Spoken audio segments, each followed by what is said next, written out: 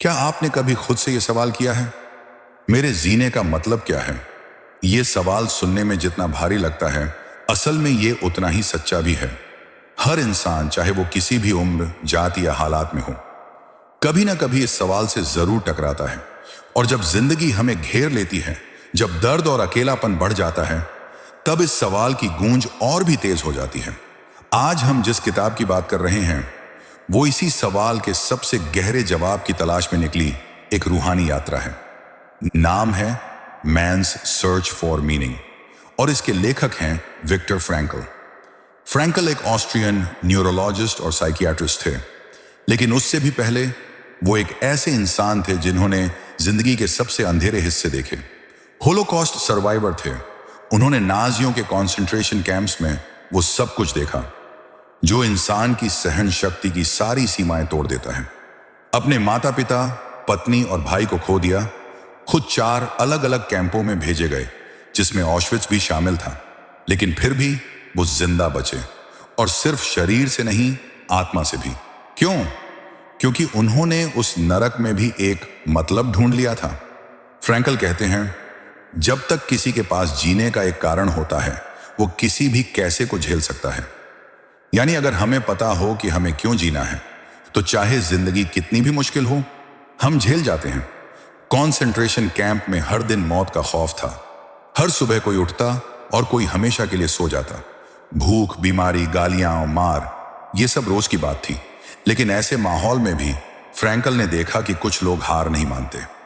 उनकी आंखों में अब भी उम्मीद होती थी, और वो उम्मीद एक चीज से आती थी, मतलब से, उस उद्देश्य से जिसकी वजह से वो अब भी जिंदा थे। फ्रैंकल ने एक बात महसूस की कि इंसान का सबसे बड़ा गोल हैप्पीनेस नहीं होता, बल्कि मीनिंग होता है।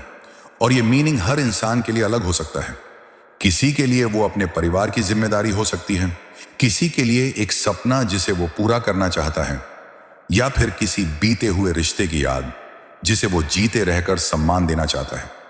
फ्रैंकल ने इस सोच को नाम दिया लोगोथेरेपी। लोगोस एक ग्रीक शब्द है जिसका मतलब होता है मीनिंग।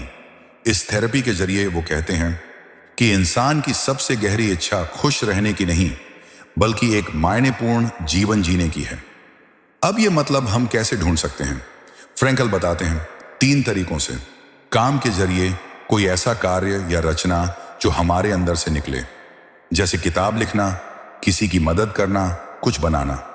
प्यार और रिश्तों के जरिए, जब हम किसी को सच्चे दिल से चाहते हैं और उनकी भलाई में अपना अर्थ ढूंढते हैं। कष्टों को सहने के तरीके से, जब हम अपना दर्द, अपना संघर्ष किसी बड़े उद्देश्य में बदल देते हैं। फ्रैंकल कहते हैं, pain is inevitable but suffering is optional. मतलब दर्द तो जिंदगी में सबके हिस्से आता है, लेकिन हम उस दर्द से क्या सीखते हैं, ये हमारे हाथ में है। वो बताते हैं कि कैंप में भी कुछ लोग ऐसे थे जो अपनी रोटी दूसरों से बांटते थे, जो दूसरों को सांत्वना देते थे। ऐसे लोग हमें ये याद दिलाते हैं कि इंसान के पास हर हाल में चुनाव होता है। कॉन्सेंट्रेशन कैंप जैसा जहन्नुम भी इंसान की आत्मा को छू नहीं सका जब तक वो खुद न टूटे। फ्रैंकल कहते हैं, सब कुछ हमसे छीना जा सकता है सिवाय एक चीज के, हमारा एटीट्यूड, हमारा रिएक्शन किसी स्थिति के प्रति। आज अगर हम अपनी जिंदगी देखें तो हाँ, मुश्किलें हैं, तनाव है, अकेलापन भी है, लेकिन हमें ये याद रखना है कि हमें हमेशा एक विकल्प मिलता है। हम चुन सकते हैं कि हम अपने दर्द में सिर्फ रोएं या उसका अर्थ ढूंढें। फ्रैंकल ने खुद इस बात को जिया। जब वो कैंप में थे, वो बार बार अपनी पत्नी की कल्पना करते थे। वो जानते थे कि शायद वो जिंदा नहीं है, लेकिन उनके चेहरे की मुस्कान उन्हें हिम्मत देती थी। उनके मन में एक किताब अधूरी थी, जिसे वो कैंप में भी दोबारा लिखने की कोशिश करते रहे। उस अधूरे काम को पूरा करना उनके जीने की वजह बन गया। कई बार हम सोचते हैं कि हमारी जिंदगी तो बहुत छोटी और साधारण है, हम किसी बड़ी कहानी का हिस्सा नहीं हैं। लेकिन फ्रैंकल हमें बताते हैं, हर इंसान की जिंदगी एक उपन्यास की तरह है, और हर उपन्यास का अंत तभी आता है जब कहानी पूरी होती है। अगर आप अब भी सांस ले रहे हैं, तो आपकी कहानी अभी खत्म नहीं हुई, उसमें अब भी नया अध्याय लिखा जा सकता है। फ्रैंकल कहते हैं, don't aim at success, the more you aim at it and make it a target, the more you are going to miss it. Success, like happiness, cannot be pursued, it must ensue. यानी अगर आप केवल सफलता के पीछे भागेंगे तो शायद आप हार जाएंगे, लेकिन अगर आप एक मतलब से भरा जीवन जिएंगे तो सफलता अपने आप आपके पीछे आएगी। तो अब सवाल उठता है, हम अपनी जिंदगी का मतलब कैसे ढूंढें? शायद उसका जवाब किताबों में नहीं बल्कि हमारे अंदर है। जब हम अपनी अंतरात्मा की आवाज सुनते हैं, जब हम दूसरों की सेवा में कुछ करते हैं, जब हम अपने दर्द को पर्पस में बदलते हैं, तभी हमें अपने जीने का असली अर्थ दिखता है। अगर आपकी जिंदगी में इस वक्त सब कुछ बिखरा हुआ है तो फ्रैंकल आपको यही कहते हैं, meaning is not something we find, it's something we create. तो उठिए, अपने सवालों से भागिए मत, उन्हें गले लगाइए।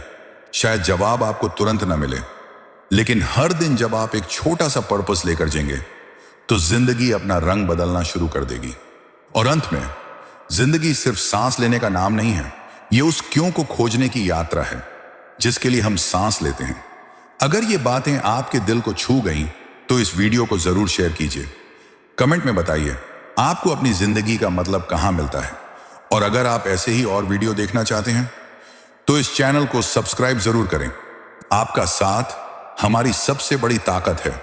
मिलते हैं अगले वीडियो में एक और किताब, एक और जिंदगी बदल देने वाली सोच के साथ।